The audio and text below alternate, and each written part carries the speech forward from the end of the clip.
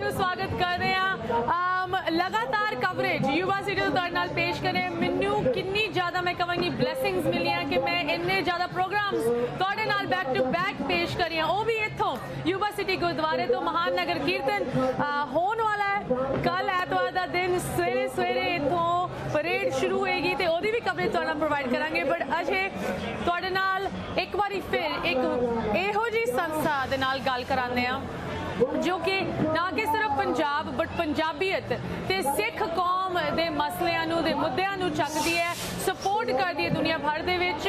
Of course जदों मैं सिख कौम पंजाब ते पंजाबीयत दी गल कर रही हां, संस्था बड़ू साहब कलगीधर ट्रस्ट दे नाल साडा इह वाला प्रोग्राम पेश होगा। एक बार फिर मैं बड़ू साहब कलगीधर ट्रस्ट दी टीम नूं प्रोग्राम दे विच स्वागत करदी हां। कुछ स्पैशल गेस्ट साडे नाल जुड़े हन, उन्हां दी भी इंट्रोडक्शन करांदे हां। सब तो पहले रविदीप कौर मुक्ता जी, जसपाल जी, तुहानूं प्रोग्राम दे विच स्वागत।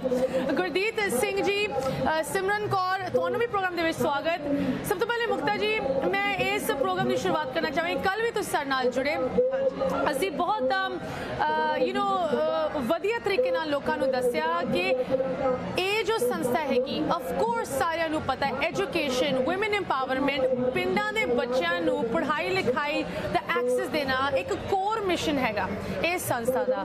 बट उस तो इलावा असीं गल कर रहे सी किस तरह कोविड दे दौरान बच्चिਆਂ ਨੂੰ ਪੰਜਾਬੀ ਦੇ ਨਾਲ, ਉਹ ਵੀ ਮਰਿਆਦਾ ਦੇ ਨਾਲ, ਜੋ ਪੰਜਾਬ ਤੇ ਸਿੱਖੀ ਦੀ ਮਰਿਆਦਾ ਹੈ ਉਹਦੇ ਨਾਲ ਜੋੜਨ ਦੇ ਵਿੱਚ ਕਿੰਨਾ ਵੱਡਾ ਰੋਲ ਰਿਹਾ ਸੰਸਥਾ ਦਾ। ਟੈਕਨੋਲੋਜੀ ਰਾਹੀਂ ਇਹ ਕਲਾਸਿਸ ਬਾਰੇ ਅਸੀਂ ਗੱਲ ਕੀਤੀ, ਇਹਦੇ ਬਾਰੇ ਹੋਰ ਜਾਣਕਾਰੀ ਸ਼ੇਅਰ ਕਰਾਂਗੇ। ਪਰ ਮੁਕਤਾ ਜੀ, ਅੱਜ ਇੱਕ ਬਹੁਤ ਇੰਟਰਸਟਿੰਗ ਜਿਹਾ ਇੱਥੇ ਸਿਨੈਰੀਓ ਹੋਇਆ ਹੈ ਐਂਡ ਮੈਨੂੰ ਪਤਾ ਲੱਗਿਆ ਕਿ ਬੜੂ ਸਾਹਿਬ ਕਲਗੀਧਰ ਟਰਸਟ ਸੰਸਥਾ ਨਾ ਕਿ ਸਿਰਫ ਐਜੂਕੇਸ਼ਨ ਤੇ ਬੱਚਿਆਂ ਦੀ ਪੜ੍ਹਾਈ ਲਿਖਾਈ, ਖਾਸ ਕਰਕੇ ਬੱਚਿਆਂ ਦੀ ਪੜ੍ਹਾਈ ਲਿਖਾਈ ਦੇ ਵਿੱਚ ਫੋਕਸ ਹੈਗੀ। ਜਦੋਂ ਸਾਡੇ ਸਿੱਖ ਬੱਚਿਆਂ ਦੇ ਨਾਲ ਵਰਲਡ ਵਾਈਡ ਕੋਈ ਨਾ ਇਨਸਾਫ ਹੁੰਦਾ ਹੈ, ਉੱਥੇ ਵੀ ਇਹ ਸੰਸਥਾ ਖੜਦੀ ਹੈ। ਤੁਸੀਂ ਮੈਨੂੰ ਇਹ ਸਟੋਰੀ ਪਹਿਲੇ ਦੱਸ ਰਹੇ ਸੀ, ਮੈਂ ਚਾਹਾਂਗੀ ਤੁਸੀਂ ਸਾਡੇ ਦਰਸ਼ਕਾਂ ਨੂੰ ਵੀ ਦੱਸੋ। ਵਾਹਿਗੁਰੂ ਜੀ ਕਾ ਖਾਲਸਾ, ਵਾਹਿਗੁਰੂ ਜੀ ਕੀ ਫਤਿਹ। ਪਹਿਲੇ ਤੇ ਸਾਰੇ ਜਸ ਟੀਵੀ ਦੇ ਜਿਹੜੇ ਵਿਊਅਰ ਇਸ ਟਾਈਮ ਦੇਖ ਰਹੇ ਨੇ ਲਾਈਵ ਪ੍ਰੋਗਰਾਮ, ਉਹਨਾਂ ਸਾਰਿਆਂ ਨੂੰ ਗੁਰੂ ਨਾਨਕ ਦੇਵ ਜੀ ਦੇ ਗੁਰਪੁਰਬ ਦੀਆਂ ਲੱਖ ਲੱਖ ਵਧਾਈਆਂ। ਤੇ ਅਸ਼ਮਿਤਾ ਜੀ, ਐਕਚੁਅਲੀ ਕੀ ਹੈਗਾ ਕਿ ਗੁਰਦੀਪ ਸਿੰਘ ਸੇਖੂ ਜੀ ਤੇ ਸਿਮਰਨ ਜੀ ਸਾਨੂੰ ਮਿਲੇ ਤੇ ਐਕਚੁਅਲੀ ਇਹ ਵੀ ਇੰਡੀਆ ਦੇ ਵਿੱਚ ਅਸੀਂ ਐਜੂਕੇਸ਼ਨ ਦੇ ਲੰਗਰ ਦੀ ਸੇਵਾ ਕਰਦੇ ਹਾਂ। ਇਹ ਐਕਚੁਅਲੀ ਲੰਗਰ ਐਵਰੀ ਡੇ 10,000 ਜਿਹੜੇ ਲੋਕ ਨੇ ਇੰਡੀਆ ਵਿੱਚ ਲੰਗਰ ਦਾ ਜਿਹੜਾ ਫੀਡ ਕਰਦੇ ਨੇ, ਉਹ ਇਹਨਾਂ ਦੀ ਆਰਗੇਨਾਈਜੇਸ਼ਨ ਦੇ ਥਰੂ ਹੁੰਦਾ ਹੈਗਾ ਵੇ।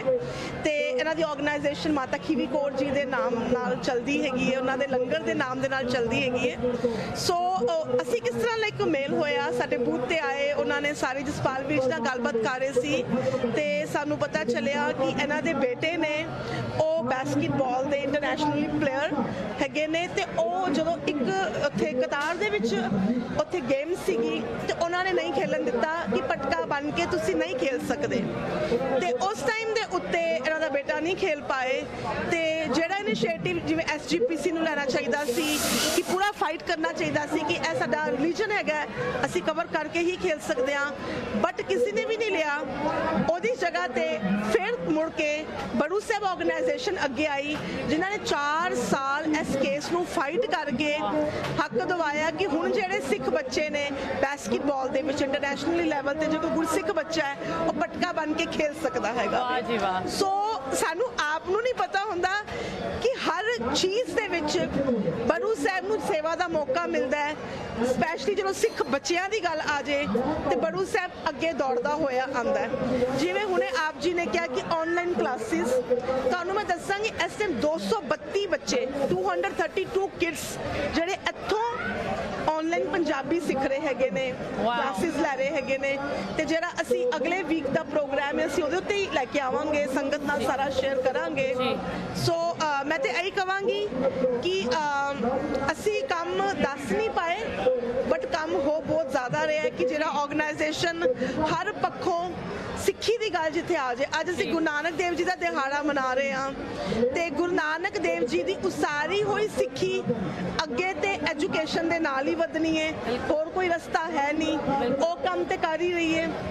ਵੂਮਨ ਇੰਪਾਵਰਮੈਂਟ, ਗੁਰੂ ਨਾਨਕ ਦੇਵ ਜੀ ਕਹਿੰਦੇ ਸੀ ਸੋ ਕਿਉਂ ਮੰਦਾ ਆਖੀਏ ਜਿੱਥੇ ਮੇਰਾ ਜਾਨ, ਜਿਹੜਾ ਕਿ ਵੂਮਨ ਇੰਪਾਵਰਮੈਂਟ ਦੀ ਮਿਸਾਲ ਹੈ ਕਿ ਉਹਦੇ ਵਿੱਚ ਜਿਸ ਤਰ੍ਹਾਂ ਸੰਸਥਾ ਕੰਮ ਕਰ ਰਹੀ ਹੈਗੀ ਹੈ।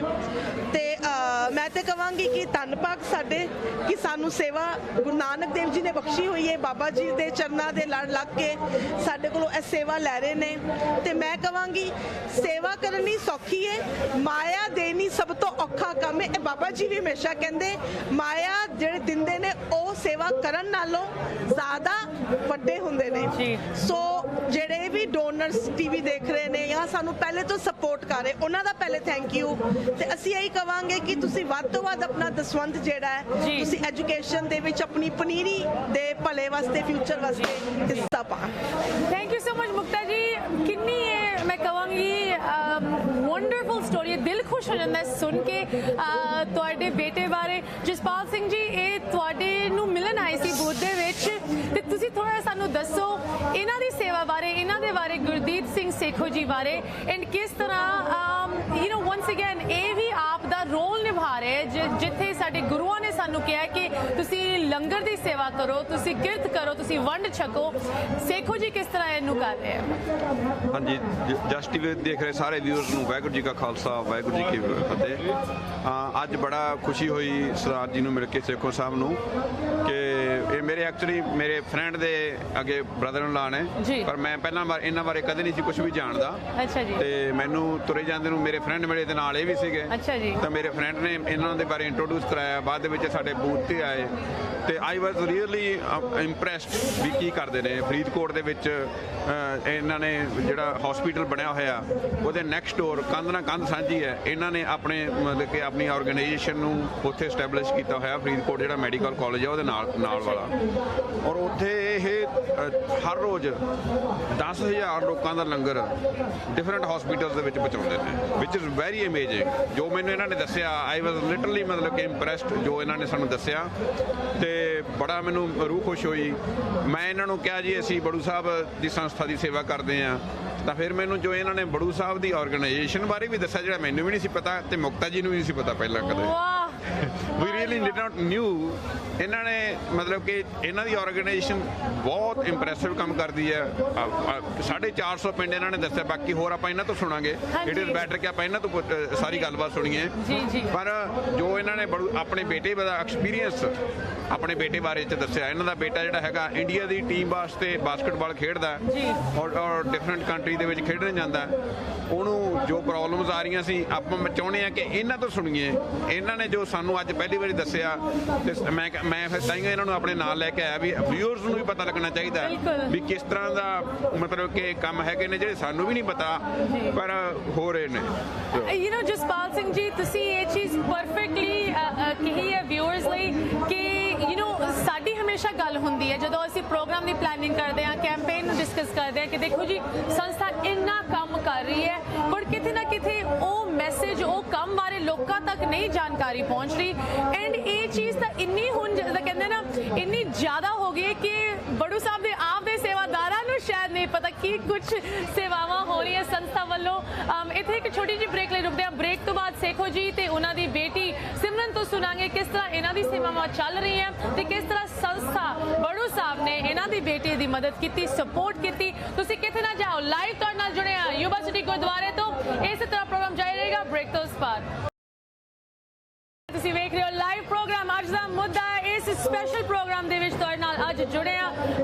ਨਾਰਮਲੀ ਤਾਂ ਮੈਨੂੰ ਮੌਕਾ ਨਹੀਂ ਮਿਲਦਾ ਤੁਹਾਡੇ ਨਾਲ ਸੈਟਰਡੇਜ਼ ਨੂੰ ਇਹ ਪ੍ਰੋਗਰਾਮ ਪੇਸ਼ ਕਰਨ ਲਈ, ਪਰ ਅੱਜ ਮੌਕਾ ਮਿਲਿਆ। ਮੇਰੀ ਇਹ ਮੈਂ ਕਹਾਂਗੀ ਗੁੱਡ ਫੋਰਚੂਨ ਹੈਗੇ, ਬਲੈਸਿੰਗਸ ਹੈਗੇ ਕਿ ਇਸ ਮਹਾਨ ਨਗਰ ਕੀਰਤਨ ਦੇ ਸਮਾਗਮ ਦੇ ਵਿੱਚ ਪ੍ਰੋਗਰਾਮ ਦੇ ਵਿੱਚ ਤੁਹਾਡੇ ਨਾਲ ਇਹ ਲਾਈਵ ਪ੍ਰੋਗਰਾਮ ਪੇਸ਼ ਕਰ ਰਹੇ ਹਾਂ। ਤੇ of course Baru Sahib Kalgidhar trust the team ਸਾਡੇ ਨਾਲ ਜੁੜੀ ਹੋਈ ਹੈ ਐਂਡ ਸਮ ਨਿਊ ਗੈਸਟ ਜਿਨ੍ਹਾਂ ਦੀ ਸਟੋਰੀ ਬਹੁਤ ਹੀ ਇੰਟਰਸਟਿੰਗ ਹੈਗੀ। ਗੁਰਦੀਪ ਸਿੰਘ ਸੇਖੋ ਜੀ, ਤੁਹਾਡੀ ਇੰਨੀ ਵੱਡੀ ਲੰਗਰ ਦੀ ਸੇਵਾ ਜੋ ਤੁਸੀਂ ਨਿਭਾ ਰਹੇ ਹੋ, ਜਸਪਾਲ ਸਿੰਘ ਜੀ ਸਾਨੂੰ ਦੱਸ ਰਹੇ ਸੀ। ਮੈਂ ਇਸ ਲੰਗਰ ਦੀ ਸੇਵਾ ਬਾਰੇ ਪੁੱਛਣਾ ਨਹੀਂ ਬਿਕਾਜ਼ ਅਸੀਂ ਇੱਥੇ ਗੁਰੂ ਗ੍ਰੰਥ ਸਾਹਿਬ ਜੀ ਦਾ ਗੁਰਗੱਦੀ ਦਿਹਾੜਾ ਮਨਾ ਰਹੇ ਹਾਂ ਐਂਡ ਗੁਰੂ ਦਾ ਲੰਗਰ ਇਸ ਮੈਂ ਕਹਾਂਗੀ ਮਹਾਨ ਨਗਰ ਕੀਰਤਨ ਦੇ ਵਿੱਚ ਥਾਂ ਥਾਂ ਤੇ ਲੰਗਰ ਲੱਗੇ ਹੋਏ ਹੈ। ਤੁਸੀਂ ਵੀ ਲੰਗਰ ਦੀ ਸੇਵਾ ਕਰ ਰਹੇ ਹੋ, ਪਲੀਜ਼ ਇਹਦੇ ਬਾਰੇ ਸਾਨੂੰ ਦੱਸੋ। ਵਾਹਿਗੁਰੂ ਜੀ ਕਾ ਖਾਲਸਾ ਵਾਹਿਗੁਰੂ ਜੀ ਕੀ ਫਤਿਹ। ਸਭ ਤੋਂ ਪਹਿਲਾਂ ਤਾਂ ਮੈਂ ਜਸ ਟੀਵੀ ਦੇ ਸਾਰੇ ਸਰੋਤਿਆਂ ਨੂੰ ਧੰਨਵਾਦ ਕਹਿਣਾ ਚਾਹੁੰਦਾ ਕਿ ਔਰ ਉਹਨਾਂ ਦੀ ਟੀਮ ਨੂੰ ਕਿ ਸਾਡੇ ਵਰਗੇ ਨਿਮਾਣੇ ਜਿਹੇ ਬੰਦੇ ਨੂੰ ਉਹਨਾਂ ਨੇ ਇੱਥੇ ਬੁਲਾ ਕੇ ਮਾਣ ਬਖਸ਼ਿਆ। ਔਰ ਇਹ ਜੋ ਲੰਗਰ ਦੀ ਸੇਵਾ ਹੈ, ਪਰਮਾਤਮਾ ਕਿਸੇ ਨੂੰ ਵਡਿਆਈ ਦਿੰਦਾ, ਸਾਹਿਬ ਹੱਥ ਵਡਿਆਈਆਂ ਜਿਸ ਭਾਵੈ ਤਿਸ ਦੇ। ਲੰਗਰ ਮਾਤਾ ਖੀਵੀ ਦੇ ਨਾਂ ਤੇ ਸੰਸਥਾ ਬਹੁਤ ਛੋਟੇ ਲੈਵਲ ਤੇ ਸ਼ੁਰੂ ਕੀਤੀ ਸੀ, ਪਰ ਮਾਲਕ ਨੇ ਐਸੀ ਕਿਰਪਾ ਕੀਤੀ ਪਿਛਲੇ 15 ਸਾਲਾਂ ਦੇ ਵਿੱਚ 10,000 ਬੰਦੇ ਦਾ ਰੋਜ਼ਾਨਾ ਲੰਗਰ ਬਣਦਾ ਜੀ।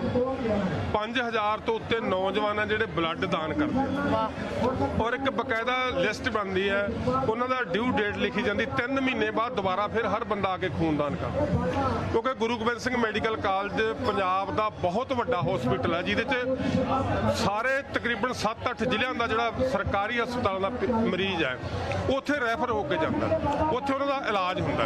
ਤਾਂ ਉਹਨਾਂ ਲਈ ਰਹਿਣ ਦਾ, ਉਹਨਾਂ ਦੇ ਖਾਣ ਦਾ, ਉਹਨਾਂ ਦੇ ਵਾਰਸਾਂ ਦੇ ਖਾਣ ਪੀਣ ਦਾ ਜਿਹੜਾ ਪ੍ਰਬੰਧ ਹੈ ਉਹ ਸੰਸਥਾ ਕਰਦੀ ਹੈ। ਔਰ ਬਹੁਤੀ ਵਾਰ ਜਿਹੜੇ ਗਰੀਬ ਪੇਸ਼ੈਂਟ ਹੁੰਦੇ ਆ ਉਹਨਾਂ ਲਈ ਦਵਾਈ ਦਾ ਪ੍ਰਬੰਧ ਵੀ ਕਰਨਾ ਪੈਂਦਾ। ਤਾਂ ਇਹ ਮਾਲਕ ਦੀ ਕਿਰਪਾ ਹੈ, ਬਾਬੇ ਨਾਨਕ ਦੀ ਕਿਰਪਾ ਹੈ, ਮਾਤਾ ਖੀਵੀ ਜੀ ਦਾ ਜਿਹੜਾ ਹੈਗਾ ਉਹ ਆਸ਼ੀਰਵਾਦ ਹੈ ਕਿ ਇੱਕ ਬਹੁਤ ਥੋੜੇ ਸਮੇਂ ਦੇ ਵਿੱਚ ਇੰਨੀ ਵੱਡੀ ਜਿਹੜੀ ਅਚੀਵਮੈਂਟ ਹੋਈ ਹੈ।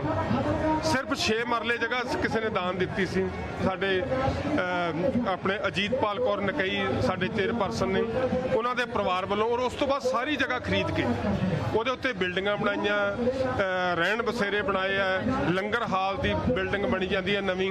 ਹੁਣ ਹੋਰ 6.5 ਕਨਾਲਾਂ ਦੇ ਜਿਹੜਾ ਹੁਣੇ ਅਸੀਂ ਜਸਟ ਸੌਦਾ ਕਰਕੇ ਹਟੇ, ਔਰ ਇਹ ਮਾਲਕ ਆਪ ਕਰਾ ਰਿਹਾ। ਪਰ ਜਿਹੜੀ ਗੱਲ ਮੈਂ ਤੁਹਾਡੇ ਨਾਲ ਕਰਨੀ ਚਾਹੁੰਦਾ ਕਿ ਇੱਕ ਤੁਸੀਂ ਕਦਮ ਪੁੱਟੋ, ਪ੍ਰਮਾਤਮਾ ਤੁਹਾਡੇ ਨਾਲ ਖੜਦਾ।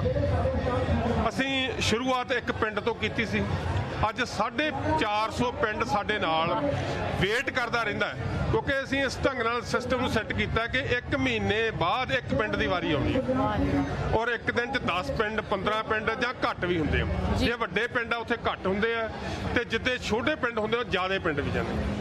ਔਰ ਇਸ ਟਾਈਮ ਜਿਹੜੀਆਂ 5 ਗੱਡੀਆਂ ਉਹ ਲੰਗਰ ਦੀ ਲੈਣ ਜਾਣ ਵਾਸਤੇ ਜਾਂ ਪ੍ਰਾਈਵੇਟ ਹਸਪਤਾਲਾਂ 'ਚ ਵਰਤਾਉਣ ਵਾਸਤੇ, ਸਿਵਲ ਹਸਪੀਟਲ 'ਚ ਵਰਤਾਉਣ ਵਾਸਤੇ 3 ਟਾਈਮ ਲੰਗਰ ਆ ਜਿਹੜਾ ਅਸੀਂ ਪ੍ਰਾਈਵੇਟ ਹਸਪਤਾਲਾਂ 'ਚ ਲੈ ਕੇ ਜਾਂਦੇ। ਸਵੇਰੇ ਚਾਹ, ਦੁੱਧ, ਦਲੀਆ, ਰਸ, ਬਿਸਕੁਟ, ਵੀ ਜਿਹੜੇ ਬੰਦੇ ਨੂੰ ਜਿਹੜੀ ਚੀਜ਼ ਵੀ ਚਾਹੀਦੀ ਹੋਵੇ। ਔਰ ਲੰਗਰ ਮਾਤਾ ਖੀਵੀ ਦੇ ਵਿੱਚ, ਕਿਉਂਕਿ ਗੁਰੂ ਗੋਬਿੰਦ ਸਿੰਘ ਮੈਡੀਕਲ ਕਾਲਜ ਦੇ ਬਿਲਕੁਲ ਨਾਲ ਹੈ, ਉੱਥੇ 24 ਘੰਟੇ ਸਰਵਿਸ, ਰਾਤ ਨੂੰ ਵੀ ਸੇਵਾਦਾਰ ਉੱਥੇ ਹੁੰਦੇ ਆ। ਔਰ 24 ਘੰਟੇ ਦੇ 24 ਘੰਟੇ ਲੰਗਰ ਆ ਜਿਹੜਾ ਜਦੋਂ ਵੀ ਬੰਦਾ ਜਾਂਦਾ ਉਹਨੂੰ ਤਿਆਰ ਮਿਲਦਾ।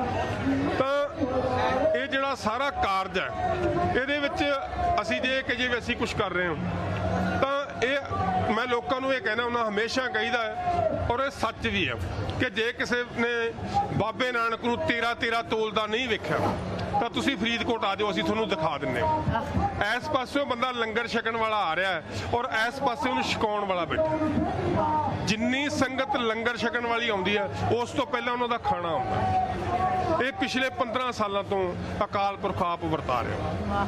ਔਰ ਬੜੀ ਖੁਸ਼ੀ ਹੁੰਦੀ ਆਪ ਨੂੰ ਵੀ ਜਦੋਂ ਲੋਕ ਕਿਤੇ ਗੱਲ ਹੁੰਦੀ ਹੈ, ਲੋਕ ਕਹਿੰਦੇ ਲੰਗਰ ਮਾਤਾ ਖੀਵੀ ਵਾਲੇ ਆ ਗਏ, ਜਾਂ ਸਾਡੀ ਪਹਿਚਾਣ ਹੀ ਪਿੰਡਾਂ ਦੇ ਵਿੱਚ ਆ ਵੀ ਇਹ ਮਾਤਾ ਖੀਵੀ ਵਾਲੇ ਸੇਵਾਦਾਰ ਆ ਗਏ। ਕਈ ਵਾਰੀ ਲੋਕ ਨਾਂ ਨਹੀਂ ਜਾਣਦੇ ਹੁੰਦੇ, ਪਰ ਇੰਨਾ ਕੁ ਜਾਣਦੇ ਆ। ਔਰ ਮਾਤਾ ਖੀਵੀ ਦੀ ਉਹ ਸੰਸਥਾ ਦੀ ਏਡੀ ਉਪਮਾ ਹੈ ਇਲਾਕੇ ਦੇ ਵਿੱਚ। ਤੁਸੀਂ ਫਰੀਦਕੋਟ ਦੇ ਮਤਲਬ 5 ਜ਼ਿਲ੍ਹਿਆਂ ਦੇ ਵਿੱਚੋਂ, ਫਰੀਦਕੋਟ ਜ਼ਿਲ੍ਹਾ, ਫਿਰੋਜ਼ਪੁਰ ਜ਼ਿਲ੍ਹਾ, ਆਪਣਾ ਮੁਕਤਸਰ ਜ਼ਿਲ੍ਹਾ, ਬਠਿੰਡਾ ਜ਼ਿਲ੍ਹਾ ਤੇ ਮੋਗਾ ਜ਼ਿਲ੍ਹਾ, 5 ਜ਼ਿਲ੍ਹਿਆਂ ਦੇ ਪਿੰਡਾਂ ਦੇ ਵਿੱਚੋਂ ਲੰਗਰ ਆਉਂਦਾ। ਵਾਹ ਜੀ ਵਾਹ। 2 ਐਂਬੂਲੈਂਸਾਂ ਜੋ ਸੇਵਾ ਕਰਦੀਆਂ ਮਰੀਜ਼ਾਂ ਨੂੰ ਲਿਆਉਣ ਲਿਜਾਣ ਦੇ ਵਿੱਚ। ਤਾਂ ਕੱਲਾ ਫਰੀਦਕੋਟ ਹੀ ਨਹੀਂ, ਦੁਨੀਆ ਭਰ ਦੇ ਵਿੱਚ ਜਿਹੜੇ ਬੰਦੇ ਨੂੰ ਜਿਵੇਂ ਪਤਾ ਲੱਗਦਾ ਹੈ, ਜੇ ਕੋਈ ਬੰਦਾ ਕਹਿੰਦਾ ਮੈਂ ਸੇਵਾ ਕਰਨੀ ਹੈ ਤਾਂ ਲੋਕ ਉਹਨੂੰ ਕਹਿੰਦੇ ਵੀ ਲੰਗਰ ਮਾਤਾ ਖੀਵੀ ਜਾ ਕੇ ਸੇਵਾ ਕਰੇ ਜੀ। ਬਹੁਤ ਵਾਰ ਸਾਨੂੰ ਇਸ ਗੱਲ ਦੀ ਖੁਸ਼ੀ ਹੁੰਦੀ ਹੈ ਕਿ ਅਸੀਂ ਜਿਹੜਾ ਕੰਮ ਸ਼ੁਰੂ ਕੀਤਾ ਸੀ ਆਪਦੇ ਪਿੰਡ ਤੋਂ, ਖਾਸ ਕਰਕੇ ਮੈਂ ਦੱਸਣ 'ਚ ਮਾਣ ਮਹਿਸੂਸ ਕਰਦਾ ਕਿ ਇਹ ਕਾਰਜ ਅਸੀਂ ਆਪਦੇ ਪਿੰਡ ਤੋਂ ਸ਼ੁਰੂ ਕੀਤਾ ਸੀ, ਤੇ ਪਿੰਡ ਤੋਂ ਸ਼ੁਰੂ ਕਰਕੇ 450 ਪਿੰਡ ਸਾਡੇ ਨਾਲ ਖੜਾ ਹੈ। ਤਾਂ ਬਹੁਤ ਵਾਰੀ ਵੀ ਕਈ ਵਾਰੀ ਅੱਖਾਂ 'ਚ ਪਾਣੀ ਵੀ ਆ ਜਾਂਦਾ ਜਦੋਂ ਮਾਲਕ ਦੀ ਉੱਥੇ ਰਹਿਮਤ ਬਰਸਦੀ ਦੇਖਦੇ ਆ। ਅਸੀਂ ਕਦੇ ਸੋਚਿਆ ਹੀ ਨਹੀਂ ਸੀ ਅਸੀਂ ਇਸ ਲੈਵਲ ਤੱਕ ਵੀ ਕਰੋੜਾਂ ਰੁਪਈਆਂ ਦੀ ਗੱਲ ਕਰਾਂਗੇ। ਅਸੀਂ ਸ਼ੁਰੂ 'ਚ ਜਦੋਂ ਕੰਮ ਸ਼ੁਰੂ ਕੀਤਾ ਸੀ, ਅਸੀਂ 5 ਕਿਲੋ 10 ਕਿਲੋ ਗੰਢਿਆਂ ਦੀ ਗੱਲ ਕਰਦੇ ਸੀ। ਅੱਜ ਸਾਨੂੰ ਕਈ ਵਾਰੀ ਪਤਾ ਨਹੀਂ ਹੁੰਦਾ ਵੀ ਟਰੱਕ ਗੰਢਿਆਂ ਦਾ ਵੀ ਕੋਈ ਲਾ ਜਾਂਦਾ। ਸਬਜ਼ੀ ਸਾਡੇ ਕੋਲ ਇੰਨੀ ਆ ਜਾਂਦੀ, ਅਸੀਂ ਗੱਡੀਆਂ ਦੇ ਵਿੱਚ ਲੱਦ ਕੇ ਗਰੀਬਾਂ ਦੇ ਮਹੱਲਿਆਂ ਦੇ ਵਿੱਚ ਵੰਡ ਕੇ ਆਉਂਦੇ ਆ ਵੀ ਸਬਜ਼ੀ ਖਰਾਬ ਨਾ ਹੋਵੇ। ਹਾਂਜੀ, ਮਤਲਬ ਜਿਹੜੀ ਚੀਜ਼ ਦੀ ਉੱਥੇ ਜਿਹੜਾ ਗੁਰੂ ਨਾਨਕ ਪਾਤਸ਼ਾਹ ਦਾ ਮੋਦੀ ਖਾਨਾ ਬਣਿਆ ਹੋਇਆ, ਮੋਦੀ ਖਾਨੇ ਦੇ ਵਿੱਚ ਕਦੇ ਵੀ ਕਿਸੇ ਚੀਜ਼ ਦੀ ਘਾਟ ਨਹੀਂ ਹੋਈ ਜੀ। ਇੰਨੀ ਜਿਹੜੀ ਆ ਮਾਲਕ ਦੀ ਉੱਥੇ ਕਿਰਪਾ। ਤਾਂ ਫਿਰ ਉਦੋਂ ਸ਼ੁਕਰਾਨਾ ਵੀ ਹੁੰਦਾ ਮਾਲਕ ਦਾ, ਤੇ ਅੱਖਾਂ 'ਚ ਕਈ ਵਾਰੀ ਹੰਝੂ ਵੀ ਆਉਂਦੇ ਆ ਵੀ ਮਾਲਕਾ ਤੂੰ, ਜਦੋਂ ਲੋਕ ਸਾਨੂੰ ਸ਼ਾਬਾਸ਼ ਦਿੰਦੇ ਆ ਫਿਰ ਅਸੀਂ ਕਹਿੰਦੇ ਵੀ ਨਹੀਂ, ਇਹ ਸਾਡੇ ਵੱਸ ਦਾ ਰੋਗ ਨਹੀਂ, ਇਹ ਤਾਂ ਅਕਾਲ ਪੁਰਖ ਆਪ ਕਰ ਰਿਹਾ। ਤਾਂ ਅੱਜ ਅਚਾਨਕ ਗੱਲਬਾਤ ਹੋਈ ਤੇ ਤੁਹਾਡੇ ਨਾਲ ਮੁਲਾਕਾਤ ਹੋ ਗਈ, ਤਾਂ ਬੜੀ ਖੁਸ਼ੀ ਹੈ। ਇੱਕ ਜਿਹੜੀ ਸੰਸਥਾ ਦੇ ਬਾਰੇ ਚ ਲੋਕਾਂ ਤੱਕ, ਵੈਸੇ ਤਾਂ ਬਹੁਤ ਦੂਰ ਤੱਕ ਗੱਲ ਗਈ, ਪਰ ਅਸੀਂ ਮੀਡੀਆ ਤੋਂ ਬਹੁਤ ਦੂਰ ਰਹਿੰਦੇ ਆ। ਮਤਲਬ ਸਾਡੀ ਇਹ ਵੀ ਅਸੀਂ ਕੋਸ਼ਿਸ਼ ਹੁੰਦੀ ਹੈ ਵੀ ਮੀਡੀਆ ਤੋਂ ਦੂਰ ਰਹੋ ਯਾਰ, ਵੀ ਕਈ ਵਾਰੀ ਮਤਲਬ ਜ਼ਿਆਦਾ ਮਸ਼ਹੂਰ ਬੰਦੇ ਵੀ ਜਿਹੜੇ ਆ ਉਹ ਕਈ ਵਾਰੀ ਹੰਕਾਰ ਵੀ ਆ ਜਾਂਦਾ ਵੀ, ਜਦੋਂ ਲੋਕ ਬਾਹਲੀ ਵਾਹ ਕਰ ਦਿੰਦੇ ਆ ਉਦੋਂ ਇਉਂ ਲੱਗਦਾ ਵੀ ਨਹੀਂ, ਇਹ ਤੱਕ ਨਹੀਂ ਮੈਂ ਹੀ ਕਰ ਰਿਹਾ, ਤਾਂ ਪਰ ਇਹ ਕਰ ਰਿਹਾ ਅਕਾਲ ਪੁਰਖ। ਦੇਖੋ ਜੀ, ਸਾਡੇ ਗੁਰਾਂ ਨੇ ਇਹ ਵੀ ਕਿਹਾ, ਮਨ ਨੀਵਾ ਮਤ ਉੱਚੀ। ਤੁਹਾਡੀ ਜੋ ਇਹ ਸੇਵਾ ਹੈਗੀ, ਇਹਦੀ ਸਫਲਤਾ ਕਿਤੇ ਨਾ ਕਿਤੇ ਤੁਹਾਡੇ ਬੱਚਿਆਂ ਦੇ ਵਿੱਚ ਵੇਖਣ ਨੂੰ ਮਿਲ ਰਹੀ ਹੈ। ਸਿਮਰਨ ਦੀ ਵੀ ਗੱਲ ਕਰਾਂਗੇ, ਪਰ ਉਸ ਤੋਂ ਪਹਿਲੇ ਮੈਂ ਤੁਹਾਡੇ ਬੇਟੇ ਬਾਰੇ ਸੁਣਨਾ ਚਾਹੁੰਦੀ ਹਾਂ, ਜੋ ਕਿ ਇੱਕ ਨੈਸ਼ਨਲ ਲੈਵਲ ਤੇ ਐਥਲੀਟ ਹੈਗਾ, ਬਾਸਕਟਬਾਲ ਖੇਡਦਾ ਹੈ, ਐਂਡ ਉਹਦੇ ਨਾਲ ਇਹੋ ਜਿਹੀ ਕੋਈ ਚੀਜ਼ ਵਾਪਰੀ ਜਿਹਦੇ ਕਰਕੇ ਬੜੂ ਸਾਹਿਬ ਨੂੰ ਇਨਵੋਲਵ ਹੋਣਾ ਪਿਆ, ਜਿੱਥੇ ਸ਼ਾਇਦ SGPC ਦਾ ਸ਼ਾਇਦ ਰੋਲ ਬੰਦਾ ਸੀ, ਉਹ ਨਹੀਂ ਹੋਇਆ, ਬਟ ਬੜੂ ਸਾਹਿਬ ਨੇ ਖੜ ਕੇ ਤੁਹਾਡੇ ਬੇਟੇ ਲਈ ਅਗਵਾਈ ਕੀਤੀ। ਇਸ ਸਿਚੁਏਸ਼ਨ ਬਾਰੇ ਪਲੀਜ਼ ਸਾਨੂੰ ਦੱਸੋ। ਦੇਖੋ, ਬਹੁਤ ਔਖਾ ਟਾਈਮ ਹੁੰਦਾ ਤੁਹਾਡੇ ਲਈ ਕਈ ਵਾਰੀ ਫੈਸਲਾ ਕਰਨਾ, ਕਿਉਂਕਿ ਬੇਟੇ ਨੂੰ ਛੋਟੇ ਹੁੰਦੇ ਤੋਂ ਮੇਰੀ ਇਹ ਇੱਛਾ ਸੀ ਕਿ ਇੱਕ ਵਧੀਆ ਪਲੇਅਰ ਬਣੇ, ਔਰ ਖਾਸ ਕਰਕੇ ਸਿੱਖੀ ਸਰੂਪ ਦੇ ਵਿੱਚ ਬਣੇ, ਕਿਉਂਕਿ ਮੈਂ ਚਾਹੁੰਦਾ ਸੀ ਕਿ ਮੇਰਾ ਬੱਚਾ ਮੇਰੀ ਕੌਮ ਲਈ ਰੋਲ ਮਾਡਲ ਬਣੇ, ਕਿਉਂਕਿ ਸਾਡੇ 'ਚ ਬਹੁਤ ਗੱਲਾਂ ਦੀ ਘਾਟ ਹੈ। ਸਾਡੇ ਕੋਲੇ ਰੋਲ ਮਾਡਲ ਬਣਨ ਵਾਲੇ ਬੰਦੇ ਵੀ ਕਈ ਵਾਰੀ ਉਹ ਸਿੱਖੀ ਤੋਂ ਦੂਰ ਹੋ ਜਾਂਦੇ। ਤਾਂ ਇਹ ਸਿਚੁਏਸ਼ਨ ਬੜੀ ਕਠਿਨ ਸੀ ਕਿ ਸਾਰੀ ਉਮਰ ਦੀ ਉਹਦੀ ਕਮਾਈ ਸੀ।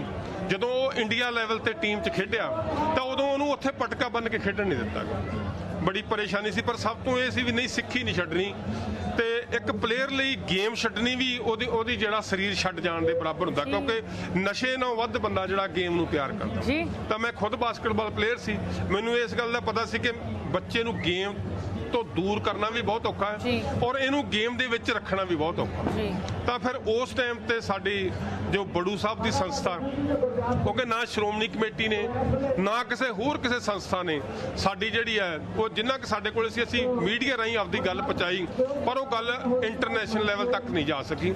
ਤਾਂ ਬੜੂ ਸਾਹਿਬ ਸੰਸਥਾ ਨੇ ਸਾਡੇ ਹੈਲਪ ਕੀਤੀ, ਬਕਾਇਦਾ ਸੰਸਥਾ ਦੇ ਵਿੱਚ ਇੱਕ ਬਹੁਤ ਵੱਡਾ ਪ੍ਰੋਗਰਾਮ ਰੱਖਿਆ, ਮੀਡੀਆ ਨੂੰ ਸੱਦਿਆ, ਔਰ ਸੱਦ ਕੇ ਉੱਥੇ ਸਾਡੇ ਪਰਿਵਾਰ ਸਮੇਤ ਮੇਰੇ ਬੇਟੇ ਨੂੰ ਮੀਡੀਆ ਦੇ ਰਾਹੀਂ ਪੇਸ਼ ਕਰਕੇ, ਔਰ ਉਸ ਤੋਂ ਬਾਅਦ ਉਹ ਜਿਹੜਾ ਸਾਰਾ ਕੇਸ ਸੀ, ਸਿਰਫ ਇਹ ਨਹੀਂ ਵੀ ਇੱਕ ਜਗ੍ਹਾ ਤੇ ਆਪਦੀ ਹਾਜ਼ਰੀ ਲਵਾਈ ਮੀਡੀਆ ਤੇ ਬੰਦ ਕਰਤਾ, ਔਰ 4 ਸਾਲ ਉਸ ਕੇਸ ਨੂੰ ਲੜਿਆ।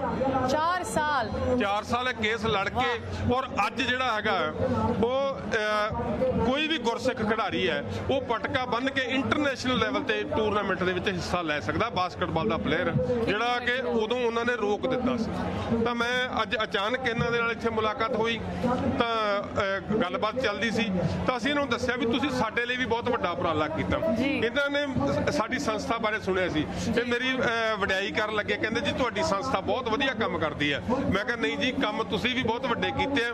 ਫਿਰ ਜਦੋਂ ਅਸੀਂ ਦੱਸਿਆ ਕਿ ਸਾਨੂੰ ਤਾਂ ਇਸ ਗੱਲ ਦਾ ਪਤਾ ਹੀ ਨਹੀਂ, ਤਾਂ ਅਚਾਨਕ ਇੱਥੇ ਹੀ ਉਹਨਾਂ ਨੇ ਆਉਣਾ ਸੀ, ਸਾਨੂੰ ਕਹਿੰਦੇ ਤੁਸੀਂ ਆਪਦੀ ਗੱਲ ਹੈ ਜਿਹੜੀ ਆਪਦੇ ਮੂੰਹ ਨਾਲ ਦੱਸੋ।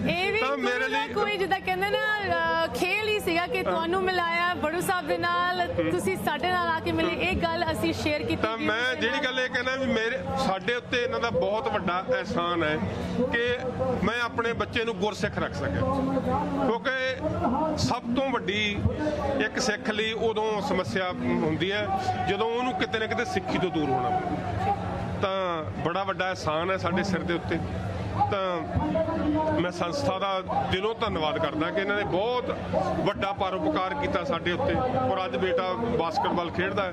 ਕਰੋਨਾ ਦੀ ਜਦੋਂ ਨਿਕਲੂਗੀ ਤਾਂ ਮਾਰੇ ਸੁੱਖ ਰੱਖੇ ਦੁਨੀਆ ਦੇ ਸਾਹਮਣੇ ਫਿਰ ਉਹਨੂੰ ਲੈ ਕੇ ਆਵਾਂਗੇ, ਤੇ ਹੋ ਸਕਦਾ ਵੀ ਅਕਾਲ ਪੁਰਖ ਦੇ ਇੱਥੇ ਦਰ ਤੇ ਬੈਠੇ ਆ ਤਾਂ ਅਮਰੀਕਾ ਦੀ NBA ਟੀਮ ਦਾ ਵੀ ਮੈਂਬਰ ਬਣੇ। ਐਬਸੋਲੂਟਲੀ 6 ਫੁੱਟ 9.5 ਇੰਚ ਹਾਈਟ ਹੈ।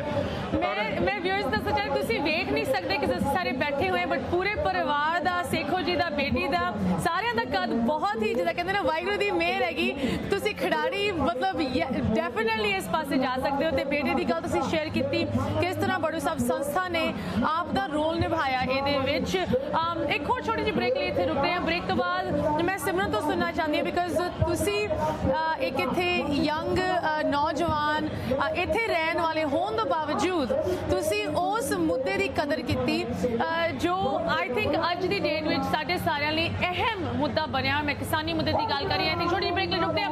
ਲਾਈਵ ਪ੍ਰੋਗਰਾਮ ਇਸ ਤਰ੍ਹਾਂ ਜਾਰੀ ਰਹੇਗਾ। ਮਿਲਦੇ ਹਾਂ ਬ੍ਰੇਕ ਤੋਂ ਇਸ ਬਾਅਦ। ਤੁਸੀਂ ਵੇਖ ਰਹੇ ਹੋ ਪ੍ਰੋਗਰਾਮ ਅੱਜ ਦਾ ਮੁੱਦਾ ਤੇ ਗੱਲ ਹੋ ਰਹੀ ਹੈ ਬੜੂ ਸਾਹਿਬ ਕਲਗੀਧਰ ਟਰਸਟ ਸੰਸਥਾ ਦੀ। ਇਟਸ ਸੋ ਇੰਟਰਸਟਿੰਗ ਕਿਸ ਤਰ੍ਹਾਂ ਇਹ ਰੀਅਲ ਲਾਈਫ ਇਨਕਾਊਂਟਰਸ ਐਕਸਪੀਰੀਐਂਸਿਸ ਹੁੰਦੇ ਹੈ। ਸੰਸਥਾ ਦੀ ਜੋ ਸੇਵਾਵਾਂ ਚੱਲ ਰਹੀਆਂ, ਸੰਸਥਾ ਦੇ ਆਪ ਦੇ ਸੇਵਾਦਾਰਾਂ ਨੂੰ ਨਹੀਂ ਇਨ ਸਾਰੀ ਚੀਜ਼ਾਂ ਬਾਰੇ ਪਤਾ। ਇੰਨਾ ਜ਼ਿਆਦਾ ਕੰਮ ਹੋ ਰਿਹਾ ਹੈ, ਇੰਨੀ ਜ਼ਿਆਦਾ ਡਿਫਰੈਂਟ ਏਰੀਆਜ਼ ਦੇ ਵਿੱਚ ਇਹ ਸੰਸਥਾ ਕੰਮ ਕਰ ਰਹੀ ਹੈ। ਗੁਰਦੀਪ ਸਿੰਘ ਸੇਖੋ ਜੀ, ਤੁਹਾਡਾ ਜੋ ਇੰਨੇ ਵੱਡੇ ਲੈਵਲ ਤੇ ਲੰਗਰ ਦੀ ਤੁਹਾਡੀ ਸੇਵਾ ਚੱਲਦੀ ਹੈ ਫਰੀਦਕੋਟ ਦੇ ਵਿੱਚ, ਉਹਦਾ ਰੋਲ ਤੁਸੀਂ ਨਿਭਾ ਰਹੇ ਹੋ। ਬਟ ਤੁਹਾਡੇ ਆਪ ਦੇ ਬੇਟੇ ਨੂੰ ਜਦੋਂ ਹੈਲਪ ਦੀ ਲੋੜ ਸੀਗੀ, ਜਿੱਥੇ ਉਹਦੀ ਸਿੱਖੀ ਤੇ ਉਹਦੀ ਜੋ ਪੈਸ਼ਨ ਗੇਮਸ ਦੇ ਵਿੱਚ ਹੈਗਾ, ਉਹਦਾ ਸਵਾਲ ਉੱਠਿਆ ਤੇ ਬੜੂ ਸਾਹਿਬ ਕਲਗੀਧਰ ਟਰਸਟ ਸੰਸਥਾ ਨੇ ਉਹਨੂੰ ਸਪੋਰਟ ਕੀਤੀ। 4 ਸਾਲ ਉਹਦੀ ਸਿੱਖੀ ਲਈ ਕੇਸ ਲੜਿਆ ਤੇ ਅੱਜ ਉਸ ਚੀਜ਼ ਕਰਕੇ, ਉਸ ਕੇਸ ਕਰਕੇ ਕੋਈ ਵੀ ਸਿੱਖ ਖਿਡਾਰੀ ਕਿਸੇ ਵੀ ਕੰਟਰੀ ਦੇ ਵਿੱਚ ਸਿੱਖੀ ਸਰੂਪ ਦੇ ਵਿੱਚ ਖੇਡ ਸਕਦੇ ਆ। That's amazing. ਇਹ ਤਾਂ ਚਲੋ ਤੁਹਾਡੇ ਬੇਟੇ ਦੀ ਗੱਲ ਸੀਗੀ। ਹੁਣ ਮੈਂ ਤੁਹਾਡੀ ਬੇਟੀ ਦੇ ਨਾਲ ਥੋੜੀ ਜਿਹੀ ਗੱਲ ਕਰਨਾ ਚਾਹੁੰਦੀ ਹਾਂ। ਸਿਮਰਨ ਕੌਰ, ਤੁਸੀਂ ਭਾਵੇਂ ਨੌਜਵਾਨ, ਤੁਹਾਡੀ ਯੰਗ ਉਮਰ ਹੈਗੀ, ਤੁਸੀਂ ਇੱਥੇ ਦੇ ਰਹਿਣ ਵਾਲੇ ਹੋ, ਕੈਲੀਫੋਰਨੀਆ ਦੇ ਵਿੱਚ ਤੁਸੀਂ ਰਹਿੰਦੇ ਹੋ, ਪੜ੍ਹਾਈ ਲਿਖਾਈ ਕਰ ਰਹੇ ਹੋ। ਇਸ ਸਾਲ ਜਨਵਰੀ ਫੈਬਰੂਰੀ ਦੇ ਵਿੱਚ ਤੁਸੀਂ ਆਪ ਹਾਜ਼ਰੀ ਲਵਾਈ ਕਿਸਾਨ ਮੋਰਚੇ ਦੇ ਵਿੱਚ। ਇਨਫੈਕਟ ਸਾਡੀ ਗੱਲ ਹੋ ਰਹੀ ਸੀ, ਦਿਸ ਇਜ਼ ਸੋ ਇੰਟਰਸਟਿੰਗ, ਕਿ ਤੁਸੀਂ ਟੀਕਰੀ ਬਾਰਡਰ ਜਨਵਰੀ 26 ਨੂੰ ਸੀਗੇ। ਵੀ ਪ੍ਰੋਬਬਲੀ ਕ੍ਰਾਸ ਪੈਥਸ, ਸਾਡੀ ਮੁਲਾਕਾਤ ਨਹੀਂ ਹੋਈ ਬਟ ਅਸੀਂ ਆਲੇ ਦੁਆਲੇ ਹੋਣੇ ਇੱਕ ਦੂਜੇ ਦੇ। ਕੀ ਤੁਹਾਡੀ ਮੋਟੀਵੇਸ਼ਨ ਸੀਗੀ ਤੁਹਾਡੇ ਪਰਿਵਾਰ ਵੱਲੋਂ, ਤੁਹਾਡੇ ਕੀ ਮਤਲਬ ਤੁਹਾਡੇ ਵਿੱਚ ਜ਼ਿਹਨ 'ਚ ਆਇਆ ਕਿ ਮੈਂ ਉੱਥੇ ਆਪ ਜਾਣਾ ਹੈ?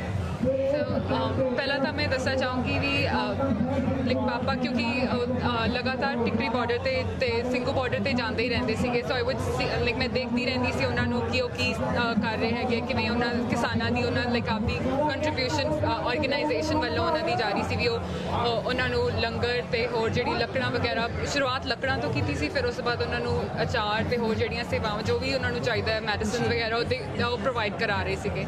ਤਾਂ ਐਂਡ ਕਨਸਟੈਂਟਲੀ ਜਿਵੇਂ ਨਿਊਜ਼ ਇੱਥੇ ਮੀਡੀਆ ਦੇ ਥਰੂ ਪਤਾ ਲੱਗ ਰਿਹਾ ਸੀ ਕਿ ਕੀ ਹੋ ਰਿਹਾ ਹੈਗਾ।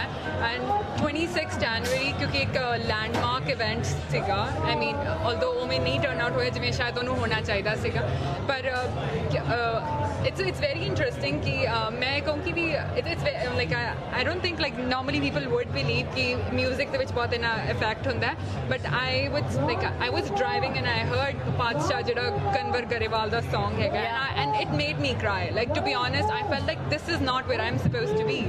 I need to be there. ਮੇਰੇ ਆਪ ਦੇ ਲੋਕਾਂ ਕੋਲ ਉੱਥੇ ਹੋਣਾ ਚਾਹੀਦਾ ਵੀ ਉਹ ਕਿਵੇਂ ਠੰਡ ਦੇ ਵਿੱਚ ਉੱਥੇ ਬੈਠੇ ਹੋਏ, and constantly like every day ਆਉਂਦਾ ਸੀ ਕਿ ਅੱਜ ਇੱਕ ਜਣੇ ਦੀ ਮੌਤ ਹੋ ਗਈ ਜਾਂ ਹੈ ਨਾ, ਜਾਂ ਲਾਈਕ ਪੀਪਲ ਵਰ ਗੈਟਿੰਗ ਸਿਕ ਐਂਡ ਐਵਰੀਥਿੰਗ।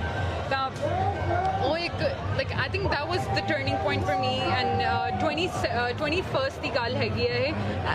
ਤਾਂ 22nd I booked myself a ticket and I flew back. I didn't tell Papa कि मैं आ रही है because ਮੈਨੂੰ ਪਤਾ ਸੀ ਜੇ ਮੈਂ ਪਰਮਿਸ਼ਨ ਨਹੀਂ ਮਿਲਣੀ ਸੀ। ਜੇ ਮੈਂ ਉਹਨਾਂ ਨੂੰ ਕਹਿੰਦੀ ਕਿ ਮੈਂ ਆ ਰਹੀ ਹਾਂ ਤਾਂ ਉਹਨਾਂ ਨੇ ਕਹਿਣਾ ਸੀ ਕੋਈ ਲੋੜ ਨਹੀਂ ਆਉਣ ਦੀ, ਲਾਈਕ ਤੂੰ ਉੱਥੇ ਠੀਕ ਹੈ, you should be safe. But and I just went and I think January 26 matlab it changed me in a lot of way because ਮੈਨੂੰ ਲੱਗਦਾ ਨਹੀਂ ਸੀਗਾ ਕਿ ਸ਼ਾਇਦ ਲਾਈਕ ਵੀ ਲੋਕ ਇੰਨੇ ਈਵਲ ਵੀ ਹੁੰਦੇ ਆ। and that day I found out ਕਿ ਇਹ ਸਰਕਾਰਾਂ ਜਿਹੜੀਆਂ ਹੈਗੀਆਂ ਇਹ ਆਮ ਲੋਕਾਂ ਦੇ ਲਈ ਕਦੇ ਕੰਮ ਨਹੀਂ ਕਰਨਗੀਆਂ, and instead ਜਿਹੜੇ ਲੋਕ ਕਰ ਵੀ ਰਹੇ ਉਹਨਾਂ ਨੂੰ ਇਹ ਖਤਮ ਕਰਨ ਦੀ ਕੋਸ਼ਿਸ਼ ਕਰਨਗੀਆਂ। so that was like one turning point of my life.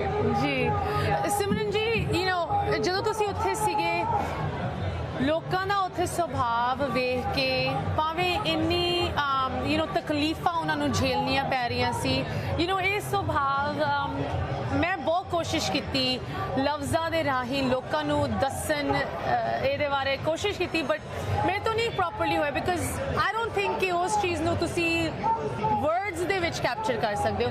ਤੁਹਾਨੂੰ ਕਿਸ ਤਰ੍ਹਾਂ ਲੋਕਾਂ ਦਾ ਉੱਥੇ ਸੁਭਾਅ, ਖਾਸ ਕਰ ਜੋ ਸਾਡੇ ਬਜ਼ੁਰਗ ਉੱਥੇ ਸੀਗੇ, ਉਨ ਦਿਨਾਂ ਦੇ ਵਿੱਚ ਇੰਨੀ ਸਰਦੀ ਸੀ, ਇੰਨੀ ਸਹੂਲਤਾਂ ਦੀ ਕਮੀ ਕਮੀ ਸੀਗੀ ਬਿਕਾਜ਼ ਮੋਰਚਾ ਨਵਾਂ ਸ਼ੁਰੂ ਹੋਇਆ ਸੀ, ਪਰ ਤੁਸੀਂ ਕੀ ਫੀਲ ਕੀਤਾ? ਮੈਂ ਦੱਸਣਾ ਚਾਹੂੰਗੀ ਉੱਥੇ ਇੱਕ like I came across a story, ਇੱਕ ਬਾਬਾ ਸ਼ਿੰਦਾ ਨਾਮ ਦੇ ਇੱਕ ਬਜ਼ੁਰਗ ਸੀਗੇ, ਉਹਨਾਂ ਦੇ ਕਿਉਂਕਿ ਉੱਥੇ ਸੈਨੀਟੇਸ਼ਨ ਐਂਡ ਉਹ ਸਾਰੀ ਬਹੁਤ ਕੰਪਰੋਮਾਈਜ਼ਡ ਹੈਗੀ ਸੀਗੀ, ਤਾਂ ਉਸ ਕਰਕੇ ਉਹਨਾਂ ਦੇ ਪੈਰ ਦਾ ਇੱਕ ਅੰਗੂਠਾ ਜਿਹੜਾ ਸੀ ਉਹ ਗਲ ਗਿਆ ਸੀਗਾ, ਤਾਂ ਐਂਡ ਪਰ ਉਹ ਫਿਰ ਵੀ ਉਹ ਸਾਰੀ ਲਾਈਕ ਉਹ ਤਕਲੀਫ ਹੋਵੇ ਕਿਉਂਕਿ ਉਵੇਂ ਤੁਰੇ ਸੀ, ਗੰਦਾ ਪਾਣੀ ਸੀ ਉੱਥੇ, ਮੀਂਹ ਪੈ ਜਾਂਦਾ ਸੀ, ਪਾਣੀ ਖੜ ਜਾਂਦਾ ਸਾਰਾ, ਉਹਦੇ ਬਾਵਜੂਦ ਉਹ ਵਾਪਸ ਪਿੰਡ ਨਹੀਂ ਗਏ ਆਪਦੇ, ਉਹ ਉੱਥੇ ਹੀ ਰਹੇ ਐਂਡ ਉਹ ਹਜੇ ਤੱਕ ਆਪਦੇ ਪਿੰਡ ਵਾਪਸ ਨਹੀਂ ਗਏ ਹੈਗੇ। 11 ਮਹੀਨੇ ਹੋ ਗਏ ਹੈ ਐਂਡ ਵੀ ਡੋਂਟ ਨੋ ਹਜੇ ਕਿੰਨਾ ਟਾਈਮ ਹੋਰ ਉਹਨਾਂ ਨੂੰ ਉੱਥੇ ਰਹਿਣਾ ਪਊਗਾ, ਪਰ ਉਹ ਹਜੇ ਤੱਕ ਆਪਦੇ ਪਿੰਡ ਨਹੀਂ ਗਏ ਐਂਡ ਆਈ ਥਿੰਕ ਉਹ ਲੋਕਾਂ ਦਾ ਜਿਹੜਾ ਉਹ ਜਜ਼ਬਾ ਹੈਗਾ, ਆਈ ਡੋਂਟ ਥਿੰਕ ਲਾਈਕ ਮੇਰੇ 'ਚ ਇੰਨੀ ਹਿੰਮਤ ਹੈ ਕਿ ਮੈਂ 11 ਮਹੀਨੇ ਇੰਨੇ ਲਾਈਕ ਐਵੇਂ ਦੀਆਂ ਸਿਚੁਏਸ਼ਨਸ ਵਿੱਚ ਜਿਵੇਂ ਉਹ ਸਰਵਾਈਵ ਕਰ ਰਹੇ ਉਹ ਕਰ ਪਾਉਂਗੀ, but I really like I salute all those people. Yeah absolutely, ਹਰ ਰੋਜ਼ ਸਾਡੀ ਉਹਨਾਂ ਲਈ ਮਤਲਬ ਅਰਦਾਸ ਵੀ ਹੁੰਦੀ ਹੈ। ਹਾਂਜੀ। ਸੇਖੋ ਜੀ, ਤੁਸੀਂ ਇਸ ਮੋਰਚੇ ਦੇ ਵਿੱਚ ਲਗਾਤਾਰ ਇਨਵੋਲਵ ਹੈਗੇ, ਇਹ ਸੰਸਥਾ ਬੜੂ ਸਭ ਸੰਸਥਾ ਵੀ ਬਹੁਤ ਵੱਡੀ ਸੇਵਾ ਕਰ ਰਹੀ ਹੈ ਬਿਕਾਜ਼ ਜੋ ਤਾਂ ਮੋਰਚੇ ਦੇ ਵਿੱਚ ਆਪ ਦਾ ਘਰ-ਬਾਰ ਛੱਡ ਕੇ ਗਏ ਹੋਏ ਬੈਠੇ ਹੋਏ ਹੈ, ਉਹਨਾਂ ਦੇ ਲਈ ਤਾਂ ਸਾਡੀ ਰਿਸਪੈਕਟ ਹੈਗੀ, ਪਰ ਜੋ ਸ਼ਹੀਦ ਹੋਏ ਹੈ ਉਹਨਾਂ ਦੇ ਪਰਿਵਾਰ ਜੋ ਪਿੱਛੇ ਰਹਿ ਗਏ, ਉਹਨਾਂ ਦੇ ਬੱਚਿਆਂ ਨੂੰ ਬੜੂ ਸਾਹਿਬ ਸਾਂਭ ਰਹੀ ਹੈ। ਤੁਸੀਂ ਉੱਥੇ ਆਪ ਗਏ ਹੋ, ਲਗਾਤਾਰ ਜਾਂਦੇ ਰਹਿੰਦੇ ਹੋ, ਤੁਹਾਡੇ ਇਹਦੇ ਉੱਤੇ ਕੀ ਵਿਚਾਰ ਹਨ? ਦੇਖੋ, ਬਹੁਤ ਵੱਡੀ ਜਿਹੜੀ ਹੈਗੀ ਹੈ ਸੇਵਾ, ਕਿਉਂਕਿ ਜਿਹੜੇ ਬੰਦੇ ਆਪ ਦਾ ਆਪ ਕੁਰਬਾਨ ਕਰ ਗਏ, ਇਸ ਤੋਂ ਵੱਡੀ ਮੈਨੂੰ ਲੱਗਦਾ ਵੀ ਦੁਨੀਆ ਦੇ ਉੱਤੇ ਕੋਈ ਮਿਸਾਲ ਨਹੀਂ ਹੋਣੀ। ਵੀ ਹੁਣ ਜਦੋਂ ਜਾਈਦਾ ਕਈ ਵਾਰੀ ਨਾ ਮਨ ਉੱਥੇ ਖੁਸ਼ ਵੀ ਹੁੰਦਾ ਹੈ, ਜਜ਼ਬਾ ਦੇਖਦੇ ਆ, ਜਿਵੇਂ ਬੇਟੀ ਨੇ ਕਿਹਾ ਸੀ ਬਾਬਾ ਸ਼ਿੰਦਾ ਜੀ ਹੁਣੀ ਬਜ਼ੁਰਗ ਨੇ, ਔਰ ਇੰਨਾ ਉਹਨਾਂ ਦੇ ਅੰਦਰ ਜਜ਼ਬਾ ਹੈ, ਔਰ ਉਹਨਾਂ ਦੇ ਮੈਂ ਤੁਹਾਨੂੰ ਦੱਸਣਾ ਚਾਹੁੰਦਾ ਕਿ ਉਹਨਾਂ ਨੇ ਘਰ ਬਣਾਉਣ ਵਾਸਤੇ ਆਪਦੇ ਜਿਹੜਾ ਡਾਕਟਰ ਸੁਲੇਮਾਨ ਜੀ ਹੁਣਾਂ ਨੇ ਉਹਨੂੰ ਘਰ ਬਣਾਉਣ ਵਾਸਤੇ ਦਿੱਤਾ, ਤੇ ਕਿਸੇ ਹੋਰ ਦੂਜਿਆਂ ਨੂੰ ਵੀ ਘਰ ਦੀ ਲੋੜ ਸੀ, ਉਹਨਾਂ ਨੇ ਆਪਦਾ ਘਰ ਜਿਹੜਾ ਸੀ ਉਹਨੂੰ ਦੇਤਾ, ਤੇ ਉਹ ਦੁਆ ਫਿਰ ਉਹਨਾਂ ਨੇ ਆਪਦੀ ਪਰਚੀ ਪਾਈ, ਤਾਂ ਉਹ ਕਹਿੰਦੇ ਜੀ ਤੁਸੀਂ ਲੈ ਕੇ ਗਏ ਸੀ, ਉਹ ਕਹਿੰਦੇ ਜੀ ਮੈਂ ਲੈ ਕੇ ਤਾਂ ਗਿਆ ਸੀ, ਪਰ ਮੈਨੂੰ ਲੱਗਿਆ ਵੀ ਦੂਜੇ ਬੰਦੇ ਨੂੰ ਮੇਰੇ ਤੋਂ ਵੱਧ ਲੋੜ ਹੈ, ਤੇ ਮੈਂ ਉਹਨਾਂ ਦਾ ਘਰ ਬਣਾਤਾ। ਹੁਣ ਜਿੰਨੇ ਘਰ ਬਣਾਉਣ ਦੀ ਸੇਵਾ ਹੈ ਉਹ ਬਾਬਾ ਸ਼ਿੰਦਾ ਜੀ ਕਰਦੇ ਉੱਥੇ, ਮਤਲਬ ਉਹ ਬੰਦਿਆਂ ਦੇ ਵਿੱਚ ਇੰਨਾ ਜਜ਼ਬਾ ਹੈ। ਬੀਬੀਆਂ ਉੱਥੇ ਮਾਈਆਂ ਨੂੰ ਮਿਲਦੇ ਆ ਵੀ ਪੁੱਤ ਲਾਸ਼ ਤਾਂ ਜਾ ਸਕਦੀ, ਅਸੀਂ ਘਰੇ ਨਹੀਂ ਜਾਣਾ, ਤਾਂ ਫਿਰ ਉਦੋਂ ਆਪ ਨੂੰ ਹੁੰਦਾ ਯਾਰ ਵੀ ਤੁਸੀਂ ਫਿਰ ਵੀ ਆਪਾਂ 50 ਸਾਲ ਦੇ ਆ, ਪਰ ਮੈਂ ਸਪੋਰਟਸਮੈਨ ਹੁਣ ਕਰਕੇ ਮੈਂ ਆਪਦੇ ਆਪ ਨੂੰ ਯੰਗ ਸਮਝਦਾ, ਮੈਂ ਹੁਣ ਤੱਕ ਬਾਸਕਟਬਾਲ ਖੇਡਦਾ ਰਿਹਾ, ਤਾਂ ਵੀ ਉਹ ਲੋਕਾਂ ਦੇ ਅੰਦਰ ਇੰਨਾ ਜਜ਼ਬਾ ਨਾ ਵੀ ਉਦੋਂ ਫਿਰ ਹੁੰਦਾ ਵੀ ਅਕਾਲ ਪੁਰਖ ਇੱਥੇ ਵੀ ਵਰਤ ਰਿਹਾ। ਇੰਨੀ ਗਰਮੀ ਅਸੀਂ ਝੱਲੀ, 45 ਡਿਗਰੀ ਤਾਪਮਾਨ ਜੀ, ਅਸੀਂ 0 ਡਿਗਰੀ ਤਾਪਮਾਨ ਵੀ ਝੱਲਿਆ, ਜਦੋਂ ਪੂਰਾ ਪੈਂਦਾ ਸੀ, ਕੱਕਰ ਪੈਂਦੀ ਸੀ, ਮੀਂਹ ਪੈਂਦਾ ਸੀ, 0 ਡਿਗਰੀ ਤਾਪਮਾਨ ਤੇ ਵੀ ਅਕਾਲ ਪੁਰਖ ਸਾਡੇ ਨਾਲ, ਉਹਨਾਂ ਬੰਦਿਆਂ ਨੇ ਸਾਡੇ ਲਈ ਕੁਰਬਾਨੀ ਕੀਤੀ, ਤਾਂ ਉਹਨਾਂ ਨੂੰ ਬੱਚਿਆਂ ਨੂੰ ਜਿਹੜਾ ਸਾਂਭਣ ਦਾ ਕੰਮ ਬੜੂ ਸਾਹਿਬ ਸੰਸਥਾ ਕਰ ਰਹੀ ਹੈ। ਮੈਂ ਨਾ ਵੀ ਇਦੋਂ ਵੱਡਾ ਮਹਾਨ ਕਾਰਜ ਕੋਈ ਨਹੀਂ ਹੋ ਸਕਦਾ, ਕਿਉਂਕਿ ਸਮੱਸਿਆ ਸਾਡੇ ਦੇਸ਼ ਦੀ ਇਹ ਆ ਰਹੀ ਹੈ ਕਿ ਜਿਹੜੇ ਬੰਦੇ ਕੁਰਬਾਨੀ ਦੇ ਜਾਂਦੇ, ਕੁਰਬਾਨੀ ਕਰਨ ਦੀ ਸਾਡੀ ਕੌਮ 'ਚ ਕੋਈ ਕਮੀ ਨਹੀਂ, ਪਰ ਉਹਨਾਂ ਦੇ ਪਰਿਵਾਰਾਂ ਨੂੰ ਨਹੀਂ ਸਾਂਭਿਆ ਜਾਂਦਾ। ਅਸੀਂ ਦੇਖਦੇ ਹਾਂ ਸ਼ਹੀਦ ਊਧਮ ਸਿੰਘ ਦਾ ਪਰਿਵਾਰ ਆ ਜਿਹੜਾ, ਉਹਦੇ ਜਿਹੜੇ ਪੋਤੇ ਦੋਤੇ ਆ ਉਹ ਦਿਹਾੜੀ ਮਜ਼ਦੂਰੀ ਕਰਦੇ ਹੁੰਦੇ, ਜਿਨ੍ਹਾਂ ਬੰਦਿਆਂ ਨੇ ਸਾਡੇ ਲਈ, ਸਾਡੀ ਕੌਮ ਲਈ ਨਹੀਂ ਸਾਰੀ ਦੁਨੀਆ ਲਈ ਕੰਮ ਕੀਤਾ, ਕਿਰਤੀ ਦੀ ਲੜਾਈ ਲੜ ਰਿਹਾ। ਮੈਂ ਹਮੇਸ਼ਾ ਇਹ ਕਹਿੰਦਾ ਨਾ, ਤੁਸੀਂ ਖੇਤੀ ਦੀ ਲੜਾਈ ਨਾ ਸਮਝੋ ਇਹਨੂੰ, ਇਹ ਸਾਰੀ ਦੁਨੀਆ ਦੇ ਕਿਰਤੀ ਨੂੰ ਰਿਪਰੈਜ਼ੈਂਟ ਕਰ ਰਿਹਾ, ਦਿੱਲੀ ਦੇ ਵਿੱਚ ਲੱਗਿਆ ਹੋਇਆ ਮੋਰਚਾ, ਤੇ ਜਿਹੜੇ ਬੰਦੇ ਕਿਰਤੀਆਂ ਦੇ ਪਰਿਵਾਰਾਂ ਨੂੰ ਬਚਾਉਣ ਵਾਸਤੇ ਕੁਰਬਾਨੀ ਕਰ ਗਏ, ਔਰ ਉਹਨਾਂ ਦੇ ਬੱਚਿਆਂ ਨੂੰ ਜੇ ਅਸੀਂ ਨਾ ਸਾਂਭਿਆ ਤਾਂ ਕਿਸੇ ਨੇ ਆਉਣ ਵਾਲੇ ਸਮੇਂ 'ਚ ਲੜਾਈ ਨਹੀਂ ਲੜਨੀ। ਤਾਂ ਇਹ ਬਹੁਤ ਵੱਡਾ ਉਪਰਾਲਾ, ਬੱਚਿਆਂ ਨੂੰ ਐਜੂਕੇਟ ਕਰਨਾ ਔਰ ਯੂਨੀਵਰਸਿਟੀ ਲੈਵਲ ਤੱਕ, ਔਰ ਉਸ ਤੋਂ ਅੱਗੇ ਜਿਹੜਾ ਹੈਗਾ ਉਹਨਾਂ ਦਾ ਜੀਵਨ ਜਿਹੜਾ ਹੈਗਾ ਉਹ ਬਣਾਉਣਾ। ਔਰ ਅੱਜ ਸਭ ਤੋਂ ਮਹਿੰਗੀ ਜਿਹੜੀ ਹੈ ਅਸੀਂ ਦੇਖਦੇ ਹਾਂ, ਸਭ ਤੋਂ ਮਹਿੰਗੀ ਪੜ੍ਹਾਈ ਤੇ ਸਭ ਤੋਂ ਮਹਿੰਗਾ ਇਲਾਜ ਅੱਜ ਭਾਰਤ ਦੇ ਅੰਦਰ ਅਸੀਂ ਦੇਖਦੇ ਹਾਂ ਵੀ ਆਮ ਗਰੀਬ ਬੰਦਾ ਨਾ ਇਲਾਜ ਕਰਵਾ ਸਕਦਾ ਤੇ ਨਾ ਬੱਚਿਆਂ ਨੂੰ ਪੜ੍ਹਾ ਸਕਦਾ। ਤਾਂ ਜਿਹੜੇ ਬੰਦੇ ਸਾਡੇ ਲਈ ਸ਼ਹੀਦ ਹੋਏ ਆ, ਤਾਂ ਮੈਂ ਇਹਨਾਂ ਨੂੰ ਵਧਾਈ ਦੇਣੀ ਚਾਹੁੰਦਾ ਸੰਸਥਾ ਨੂੰ, ਕਿਉਂਕਿ ਇਹ ਹਰ ਇੱਕ ਬੰਦੇ ਦੇ ਹਿੱਸੇ ਵੀ ਨਹੀਂ ਆਉਂਦਾ।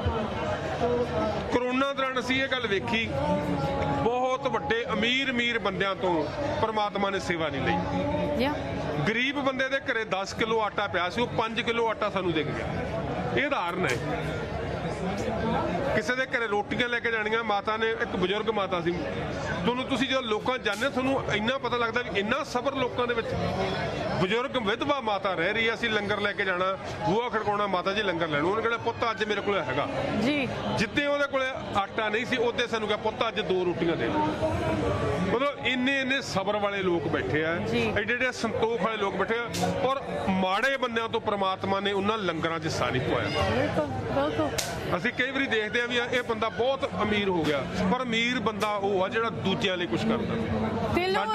ਸਾਡੇ ਜਿਹੜੇ ਸੰਸਥਾ ਦੇ ਮੁਖੀ ਹੈ ਕੈਪਟਨ ਧਰਮ ਸਿੰਘ ਗਿੱਲ, ਉਹ ਇੱਕੋ ਹੀ ਗੱਲ ਕਹਿੰਦੇ ਆ ਵੀ ਜਿਉਂਦਾ ਬੰਦਾ ਹੀ ਜਿਉਂਦਿਆਂ ਦੇ ਲਈ ਕੰਮ ਆ ਸਕਦਾ। ਜੇ ਤੁਸੀਂ ਮਰ ਗਏ ਤਾਂ ਫਿਰ ਵੀ ਕੋਈ ਫਾਇਦਾ ਨਹੀਂ, ਤੇ ਜੇ ਤੁਸੀਂ ਦੂਜਾ ਬੰਦਾ ਮਰ ਗਿਆ ਤੁਸੀਂ ਉਹਦੇ ਲਈ ਕੁਝ ਨਹੀਂ ਕਰ ਸਕਦੇ। ਤੁਸੀਂ ਜਿੰਨਾ ਚਿਰ ਜਿਉਂਦੇ ਹੋ, ਜਿਉਂਦਿਆਂ ਲਈ ਜੇ ਕੁਝ ਕਰ ਸਕਦੇ ਤਾਂ ਕਰ ਲਓ। ਤਾਂ ਇਸੇ ਮੋਟਿਵ ਨੂੰ ਲੈ ਕੇ ਜਿਹੜੀ ਸਾਡੀ ਸੰਸਥਾ ਲੱਗੀ ਹੋਈ ਹੈ ਵੀ ਜਿੰਨਾ ਚਿਰ ਬੰਦਾ ਜਿਉਂਦਾ ਹੈ ਉਹਨੂੰ ਜਿਹੜੀ ਚੀਜ਼ ਦੀ ਅਸੀਂ ਚੀਜ਼ ਪ੍ਰੋਵਾਈਡ ਕਰਾ ਸਕਦੇ ਹਾਂ। ਕਿਸੇ ਨੂੰ ਖੂਨ ਦੀ ਲੋੜ ਹੁੰਦੀ ਹੈ ਉਦੋਂ ਬੱਚਿਆਂ ਨੂੰ ਕਾਲ ਕਰੀਦੀ ਆਓ ਯਾਰ ਖੂਨ ਦਿਓ। ਤਾਂ ਮੈਂ ਵੈਸੇ ਇੱਕ ਗੱਲ ਦੇ ਵਿੱਚ ਰਿਕਾਰਡ ਬਣਾਉਣ 'ਚ ਅੱਜ ਤੱਕ ਯਕੀਨ ਨਹੀਂ ਰੱਖਦਾ। ਪਿਛਲੇ 32 ਸਾਲ ਤੋਂ ਖੂਨਦਾਨ ਕਰ ਰਿਹਾ। ਹੁਣ ਪਿਛਲੇ 15 ਸਾਲਾਂ ਤੋਂ 4 ਬੋਤਲਾਂ ਖੂਨ ਮੈਂ ਹਰ ਸਾਲ ਦਾਨ ਕਰਦਾ। ਹਰ 3 ਮਹੀਨੇ ਬਾਅਦ ਮੇਰੀ ਸੰਸਥਾ ਮੈਨੂੰ ਕਾਲ ਕਰਦੀ ਹੈ ਕਿ ਤੁਹਾਡਾ ਜੀ ਹੁਣ ਮੇਰਾ 5 ਤੁਹਾਡੇ ਟਾਈਮ ਆ ਗਈ, ਡਿਊ ਡੇਟ ਆ ਗਈ। ਮੇਰੇ 5 ਤਰੀਕ ਮੇਰੀ ਡਿਊ ਡੇਟ ਸੀਗੀ ਹੁਣ ਖੂਨ ਦੀ, ਔਰ ਮੈਨੂੰ ਉਹਨਾਂ ਨੇ 5 ਨੂੰ ਕਾਲ ਕਰਨੀ ਸੀ। ਤੇ ਹੋ ਸਕਦਾ ਵੀ ਇੱਥੇ ਵੀ ਸੇਵਾ ਮਿਲੇ ਤਾਂ ਇੱਥੇ ਬਿਲਕੁਲ ਚੱਲ ਰਹੀ ਹੈ। ਹਾਂਜੀ, ਸੰਸਥਾ ਅਸੀਂ ਇਸ ਢੰਗ ਨਾਲ ਕਈ ਵਾਰੀ ਮੈਨੂੰ ਪੁੱਛਦੇ ਕਿੰਨੀ ਵਾਰੀ ਖੂਨ ਹੋ ਗਿਆ, ਮੈਂ ਕਿਹਾ ਜੀ ਮੈਂ ਗਿਣਤੀ 'ਚ ਨਹੀਂ ਪੈਣਾ। ਜਿੱਦੇ ਮੈਂ ਗਿਣਤੀ 'ਚ ਪੈ ਗਿਆ ਮੈਨੂੰ ਉਹਦੇ ਹੋ ਸਕਦਾ ਵੀ ਹੰਕਾਰ ਹੋ ਜੇ ਵੀ ਮੈਂ ਇੰਨਾ ਖੂਨਦਾਨ ਕਰਤਾ। ਤਾਂ ਇਸ ਵਾਸਤੇ ਜਿਹੜੀ ਜਿਉਂਦਿਆਂ ਲਈ ਤੁਸੀਂ ਕੁਝ ਕਰ ਸਕਦੇ ਹੋ ਸਕਦਾ ਇਹ ਸਰੀਰ ਮਰ ਜੇ ਤਾਂ ਕਿਸੇ ਦੇ ਸਰੀਰ ਦੇ ਵਿੱਚ ਵੀ ਇਹ ਖੂਨ ਜਿੰਦਾ ਰਹਿ ਸਕਦਾ।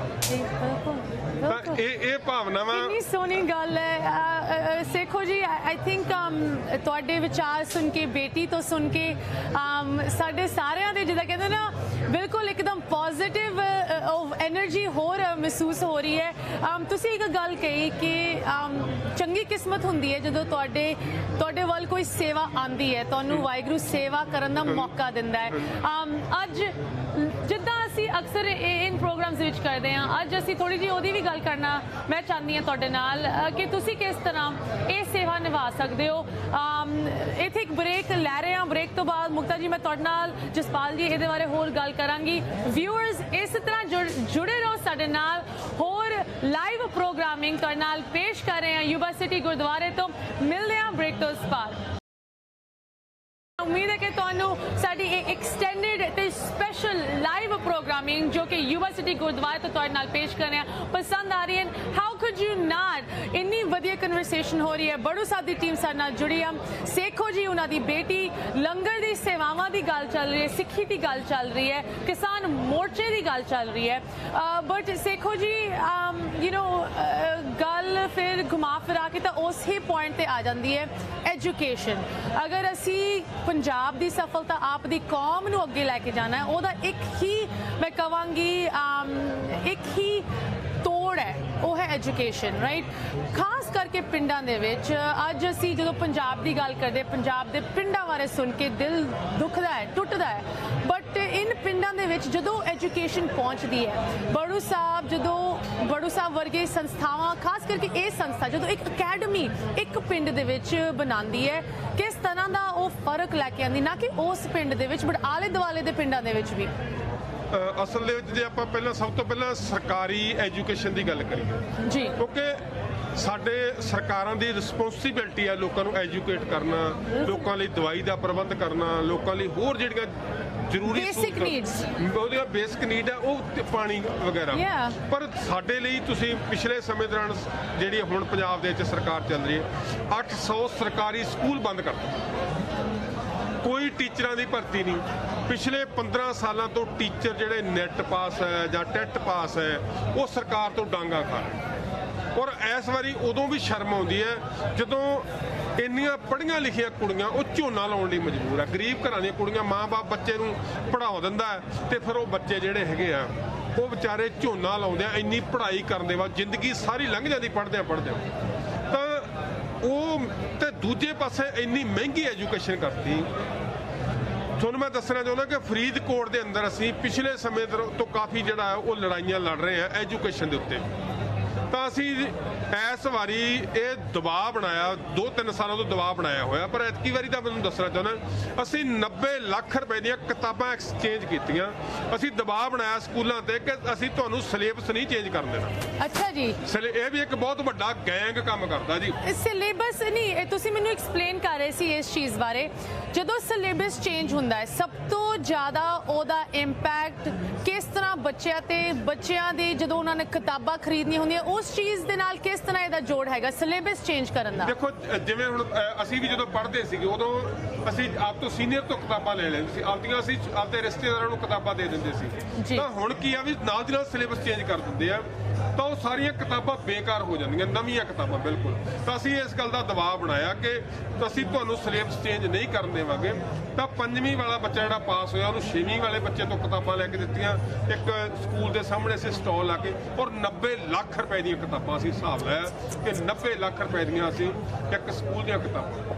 ਤਾਂ ਔਰ ਫਿਰ ਉੱਥੇ ਮਿਆਰੀ ਵਿੱਦਿਆ ਨਹੀਂ ਮਿਲਦੀ। ਸਭ ਤੋਂ ਵੱਡੀ ਗੱਲ ਇਹ ਆ ਵੀ ਉਹਨਾਂ ਸਕੂਲਾਂ ਦੇ ਵਿੱਚ ਇੰਨਾ ਪੈਸਾ ਖਰਚ ਕਰਨ ਦੇ ਬਾਵਜੂਦ ਵੀ ਬੱਚਿਆਂ ਨੂੰ ਉਹ ਵਿੱਦਿਆ ਨਹੀਂ ਮਿਲਦੀ ਜਿਹੜੀ ਵਿੱਦਿਆ ਮਿਲਣੀ ਚਾਹੀਦੀ ਹੈ। ਬਿਲਕੁਲ ਸਕੂਲਾਂ ਦੇ ਵਿੱਚ ਬੱਚੇ ਨਸ਼ਾ ਕਰੀ ਜਾਂਦੇ, ਉਹਨਾਂ ਨੂੰ ਧਰਮ ਦਾ ਕੋਈ ਗਿਆਨ ਨਹੀਂ ਮਿਲਦਾ।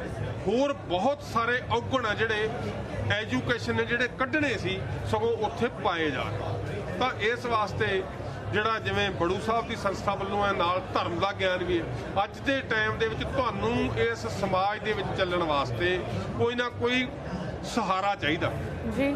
ਜਦੋਂ ਬੰਦਾ ਕੋਈ ਕਿਸੇ ਗੱਲੋਂ ਕੋਈ ਦੁਖੀ ਹੁੰਦਾ, ਕੋਈ ਉਸ ਤਰ੍ਹਾਂ ਹੁੰਦਾ, ਜਦੋਂ ਉਹਨੂੰ ਕੋਈ ਸਹਾਰਾ ਹੋਵੇ ਤਾਂ ਬਚ ਜਾਂਦਾ। ਆਪਾਂ ਕਹਿੰਦੇ ਸੀ ਕਿਸੇ ਨੂੰ ਰੋਣ ਵਾਸਤੇ ਮੋਢਾ ਚਾਹੀਦਾ ਜੀ। ਤਾਂ ਅੱਜ ਦੀ ਡੇਟ ਦੇ ਵਿੱਚ ਸਾਡੇ ਲਈ ਕੋਈ ਕਿਸੇ ਦਾ ਸਹਾਰਾ ਨਹੀਂ। ਤਾਂ ਐਜੂਕੇਸ਼ਨ ਸਾਡਾ ਗਿਆਨ ਹੀ ਸਾਡਾ ਸਹਾਰਾ ਹੈ। ਤਾਂ ਉਹਦੇ ਨਾਲ ਜਿੱਥੇ ਧਰਮ ਦਾ ਸਾਨੂੰ ਗਿਆਨ ਮਿਲਦਾ ਹੈ ਤਾਂ ਉਹ ਬਹੁਤ ਵੱਡੀ ਗੱਲ ਹੈ ਸਾਡੇ ਲਈ।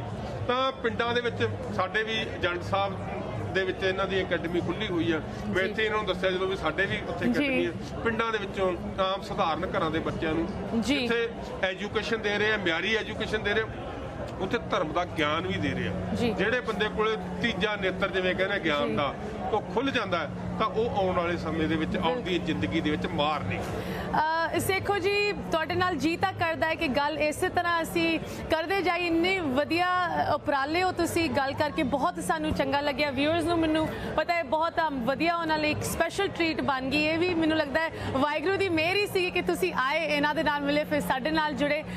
ਬਟ ਇੱਥੇ ਪ੍ਰੋਗਰਾਮ ਦੀ ਕਲੋਜ਼ਿੰਗ ਦੇ ਵਿੱਚ ਇੱਕ ਵਾਰੀ ਫਿਰ ਮੁਕਤਾ ਜੀ ਮੈਂ ਤੁਹਾਡੇ ਨਾਲ ਕੁਝ ਕਲੋਜ਼ਿੰਗ ਮੈਸੇजेस ਲੈਣਾ ਚਾਹਾਂਗੀ।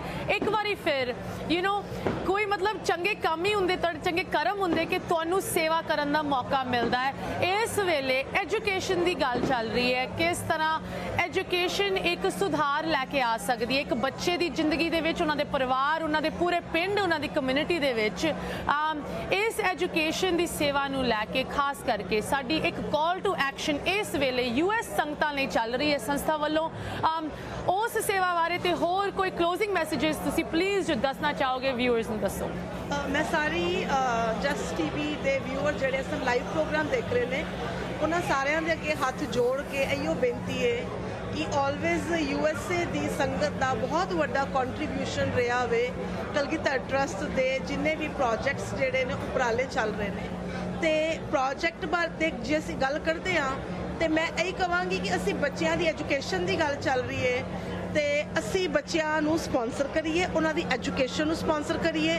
$500 ਇੱਕ ਸਾਲ ਦਾ ਇੱਕ ਬੱਚੇ ਦੀ ਪੜ੍ਹਾਈ ਦਾ ਖਰਚਾ ਹੈ। ਅਸੀਂ ਜਦੋਂ ਮੌਲਾਂ ਤੇ ਜਾਂਦੇ ਹਾਂ, ਸ਼ਾਪਿੰਗ ਕਰਨ ਜਾਂਦੇ ਹਾਂ, ਝਟਕੜੀ $300-350 ਤੇ 1 ਸੈਕਿੰਡ ਦੇ ਵਿੱਚ ਲਗਾ ਦਿੰਦੇ ਹਾਂ। ਸੋ ਅਸੀਂ ਇੱਕ ਦਿਨ ਦਾ ਕਾਫੀ ਵੀ ਪੀਂਦੇ ਹਾਂ ਤੇ $1.5 ਅਸੀਂ ਉਹ ਛੱਡ ਦਈਏ ਤੇ ਅਸੀਂ ਇੱਕ ਬੱਚੇ ਦੀ ਪੂਰੇ ਸਾਲ ਦੀ ਪੜ੍ਹਾਈ ਦਾ ਖਰਚਾ ਅਸੀਂ ਚੱਕ ਸਕਦੇ ਹਾਂ, ਜਿਹਦੇ ਵਿੱਚ ਉਹਦੀਆਂ ਬੁੱਕਸ, ਉਹਦੀ tuition fees, school fees, transportation plus ਉਹਦੀ ਡਰੈਸ ਜਿਹੜੀ ਹੈਗੀ ਹੈ ਸਾਰਾ ਕੁਝ ਕਵਰ ਹੋ ਜਾਂਦਾ ਹੈ। ਤੇ ਜਾਂ ਅਸੀਂ ਇੱਕ $4000 ਦੇ ਕੇ ਅਸੀਂ ਜਿਹੜਾ ਵੇ ਕਿੰਡਰਗਾਰਟਨ ਤੋਂ ਲੈ ਕੇ 12th ਤੱਕ ਦਾ ਉਹਦਾ 14 ਸਾਲ ਦੀ ਪੜ੍ਹਾਈ ਅਸੀਂ ਸਪਾਂਸਰ ਕਰ ਸਕਦੇ ਹਾਂ, ਵਿਚ ਇਜ਼ ਐਂਡੋਮੈਂਟ ਫੰਡ। ਉਹ ਬੈਂਕ 'ਚ ਡਿਪੋਜ਼ਿਟ ਹੋ ਜਾਂਦਾ ਹੈ, ਉਹਦੇ ਰੇਟ ਆਫ ਇੰਟਰਸਟ ਦੇ ਨਾਲ ਬੱਚੇ ਦੀ 14 ਸਾਲ ਦੀ ਪੜ੍ਹਾਈ ਜਿਹੜੀ ਹੈ ਉਹ ਕਵਰ ਹੋ ਜਾਂਦੀ ਹੈ। ਉਹਦੇ ਨਾਲ ਦੇ ਨਾਲ ਸਾਡੇ ਜਿਹੜੇ ਕਮਰੇ ਬਣ ਰਹੇ ਨੇ, ਕਲਾਸਰੂਮ ਬਣ ਰਹੇ ਹੈਗੇ ਨੇ ਸਕੂਲਾਂ ਦੇ ਵਿੱਚ, ਉਹਦੀ ਇਸ ਟਾਈਮ ਬਹੁਤ ਜ਼ਿਆਦਾ ਜ਼ਰੂਰਤ ਹੈਗੀ ਹੈ। ਤੇ ਸਾਨੂੰ ਉਹਦੇ ਵਾਸਤੇ ਜਿਹੜੇ ਕਿ ਡੋਨਰਸ ਚਾਹੀਦੇ ਨੇ, ਸਪਾਂਸਰਸ ਚਾਹੀਦੇ ਨੇ। $10,000 ਇੱਕ ਕਮਰੇ ਦੀ ਸੇਵਾ ਵੇ, ਅਸੀਂ 2 ਪਰਿਵਾਰ ਮਿਲ ਕੇ ਕਰ ਦਈਏ, 10 ਪਰਿਵਾਰ ਮਿਲ ਕੇ ਕਰ ਦਈਏ, ਜੋ ਵੀ ਤਿਲ ਫੁੱਲੇ ਅਸੀਂ ਡਾਲਰ ਵੀ ਪਾਉਂਦੇ ਆ। ਤੇ ਸਾਡਾ ਬਹੁਤ ਬਹੁਤ ਥੈਂਕ ਯੂ ਹੈ ਉਸ ਡੋਨਰ ਵਾਸਤੇ ਜਿਹਨੇ ਡਾਲਰ ਵੀ ਪਾਇਆ, ਕਿਉਂਕਿ ਗੁਰੂ ਨਾਨਕ ਸੱਚੇ ਪਾਤਸ਼ਾਹ ਜੀ ਤੇ ਉਹ ਵੱਡਾ ਦਾਨ ਨਹੀਂ ਦੇਖਦੇ, ਉਹ ਦੇਣ ਵਾਲੇ ਦੀ ਨੀਅਤ ਦੇਖਦੇ ਨੇ ਕਿ ਜਿੰਨੀ ਵੀ ਸਾਡੀ ਪਾਕਟ ਅਲਾਓ ਕਰਦੀ ਹੈ। ਹੁਣੇ ਗੁਰਦਿੱਤ ਸਿੰਘ ਜੀ ਨੇ ਕਿਹਾ ਕਿ ਜਿਉਂਦਾ ਹੀ ਜਿਉਂਦੇ ਦੀ ਹੈਲਪ ਕਰਦਾ। ਮੈਨੂੰ ਇੰਨੀ ਉਹ ਗੱਲ ਚੰਗੀ ਲੱਗੀ ਕਿ ਜੇ ਅਸੀਂ ਦੇਖ ਕੇ ਵੀ ਅਣਦੇਖਾ ਕਰ ਦਿੰਦੇ ਆ, ਉਹ ਤੇ ਫਿਰ ਮੋਇਆਂ ਦੇ ਬਰਾਬਰ ਹੀ ਹੈਗਾ ਵੇ। ਤੇ ਅਸੀਂ ਜ਼ਰੂਰ ਸੇਵਾ ਕਰੀਏ, ਬੜੇ ਭਾਗਾਂ ਨਾਲ ਇਹ ਦੇ ਮਿਲੀਏ, ਇਹ ਰੂਹਾਨੀ ਦੇ ਮਿਲੀਏ। ਤੇ ਇਹਦੇ ਵਿੱਚ ਅਸੀਂ ਜਿਹੜੀ ਇਹ ਸਪਿਰਚੁਅਲ ਵੈਲਥ ਇਕੱਠੀ ਕਰਨ ਆਇਆ, ਦੁਨਿਆਵੀ ਧਨ ਇਕੱਠਾ ਨਹੀਂ ਕਰਨ ਆਏ। ਇਸ ਲਾਈਫ ਦਾ ਪਰਪਸ ਹੈਗਾ ਜਿਹੜਾ ਭਈ ਪ੍ਰਾਪਤ ਮਾਨਕ ਦੇ ਹੁਰੀਆ, ਗੋਬਿੰਦ ਮਿਲਨ ਕੀ ਤੇਰੀ ਬਰੀਆ। ਤੇ ਗੋਬਿੰਦ ਨੂੰ ਮਿਲਣ ਦਾ ਰਸਤਾ ਕੀ ਹੈਗਾ ਵੇ?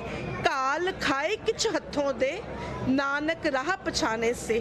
ਵਾਹਿਗੁਰੂ ਜੀ ਕਾ ਖਾਲਸਾ, ਵਾਹਿਗੁਰੂ ਜੀ ਕੀ ਫਤਿਹ। ਇਹਦੇ ਨਾਲ ਹੀ ਪ੍ਰੋਗਰਾਮ ਦੀ ਸਮਾਪਤੀ ਕਰਦੇ ਹਾਂ। ਇਸੇ ਤਰ੍ਹਾਂ ਤੁਹਾਡੇ ਨਾਲ ਲਾਈਵ ਪ੍ਰੋਗਰਾਮਿੰਗ ਪੇਸ਼ ਕਰਦੇ ਰਹਾਂਗੇ। ਬਟ ਜਾਂਦੇ ਮੈਂ ਸਿਰਫ ਇੱਕ ਵਾਰੀ ਫਿਰ ਸਾਰੇ ਵਿਊਅਰਸ ਨੂੰ ਦੱਸਣਾ ਚਾਹੁੰਦੀ ਹਾਂ, ਕੱਲ ਸਵੇਰੇ ਐਤਵਾਰ ਨੂੰ ਇਥੋਂ ਯੂਵਾ ਸਿਟੀ ਗੁਰਦੁਆਰੇ ਸਪੈਸ਼ਲ 42nd ਮਹਾਨ ਨਗਰ ਕੀਰਤਨ ਇੱਕ ਵਾਰੀ ਫਿਰ ਕੱਢਿਆ ਜਾਊਗਾ। ਤੁਸੀਂ ਜ਼ਰੂਰ ਸਾਡੇ ਨਾਲ ਜੁੜਿਓ ਕਿ ਤੁਸੀਂ ਇੱਥੇ ਆਪ ਆ ਸਕਦੇ ਹੋ। ਜ਼ਰੂਰ ਆਓ, ਸਾਨੂੰ ਮਿਲਿਓ ਇੱਥੇ ਬੂਥ ਤੇ। ਅਗਰ ਤੁਸੀਂ ਨਹੀਂ ਇੱਥੇ ਆਪ ਆ ਸਕਦੇ, ਜ਼ਰੂਰ ਤੁਸੀਂ ਜਸ ਪੰਜਾਬੀ ਤੇ ਲਾਈਵ ਪ੍ਰੋਗਰਾਮ ਪੂਰਾ ਦਿਨ ਵੇਖ ਸਕਦੇ ਹੋ। ਇਸੇ ਤਰ੍ਹਾਂ ਸਾਡੇ ਨਾਲ ਜੁੜੇ ਰਹੋ। ਮਿਲਦੇ ਹਾਂ ਤੁਹਾਨੂੰ ਕੱਲ। ਸਾਨੂੰ ਹੁਣ ਦਿਓ ਇਜਾਜ਼ਤ। ਸਤਿ ਸ੍ਰੀ ਅਕਾਲ। ਵਾਹਿਗੁਰੂ ਜੀ।